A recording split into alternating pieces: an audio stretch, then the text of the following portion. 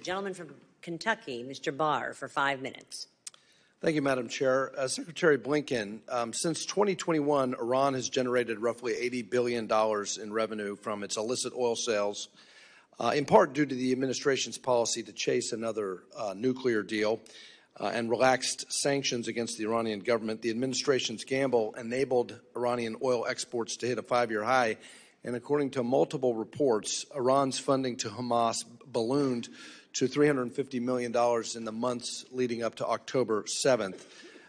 Does the administration, do you now admit that reversing the maximum pressure campaign, the sanctions relief, was a mistake? Yeah, there really hasn't been sanctions relief. All of the sanctions programs in effect. We've applied sanctions more than 600 times against Iranian entities, against Iranian individuals. Let me read from a sector. report, the Associated Press, February 18th, 2021. Now, you say there was no sanctions relief, and I'm quoting the article. The Biden administration on Thursday rescinded former President Donald Trump's restoration of UN sanctions on Iran, an announcement that could help Washington move toward rejoining the 2015 nuclear agreement aimed at reining in the Islamic Republic's nuclear program. Are you suggesting that that report was false? Our own sanctions, those programs, none of them have been lifted. And again, when it comes to the nuclear agreement, it was one of the worst mistakes that was made to get out of that agreement, because at least we had Iran's nuclear program in a box. The breakout time to develop fissile material was over 1 year. It's now come down to 2 or 3 weeks. That's a real problem. I think that we can all see that allowing Iran to renew its oil exports was a colossal error that helped finance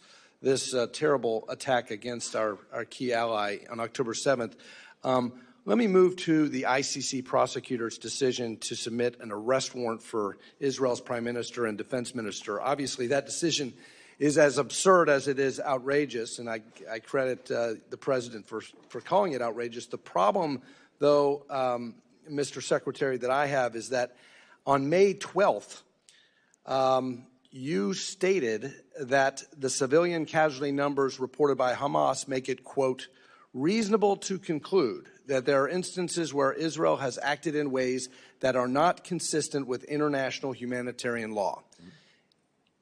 Is that correct? Is that what you said? That's what the report says, yes. Well, so here's my concern, is that your words may very well have contributed to the ICC's attempt to prosecute Prime Minister Netanyahu. Do you not see how your words could very well be used against our own policy?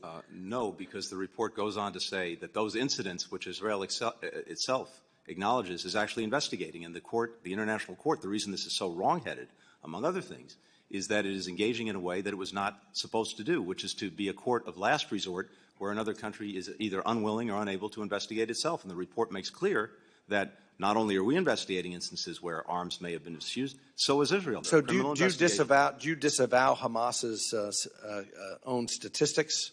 Do you disavow those? Do you disavow the idea that Israel has acted in a manner inconsistent with international law? As I said, given the totality of the damage that's been done, given the fact that American weapons have been used, it is reasonable to assess that there are instances in which international humanitarian law was not followed. And indeed, well, this is the problem that we have, and maybe this is why you all are making this is why maybe the administration is holding arms from our ally that would enable them to finish the job as they did. You did not put a hold, and the administration did not put a hold on bombs when the IDF went into Gaza City, correct?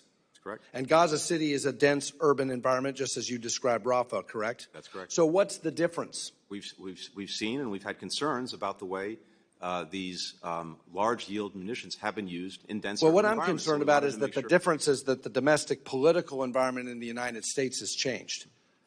No, but withholding these weapons from Israel is sending a terrible signal to our enemies. Is the administration's view that the only acceptable response is air defense rather than preventing attacks before they happen? No, absolutely not. And in fact, we have a better way to get at the enduring problem of Hamas, and that's what we've been discussing with Israel for many weeks now, including in Rafah. Well, as Israel is facing threats from Iran, Hezbollah, Hamas, and other Iranian terrorist proxies, they need these weapons to deter further attacks, and we need to come to their defense and not accuse them of violating international law.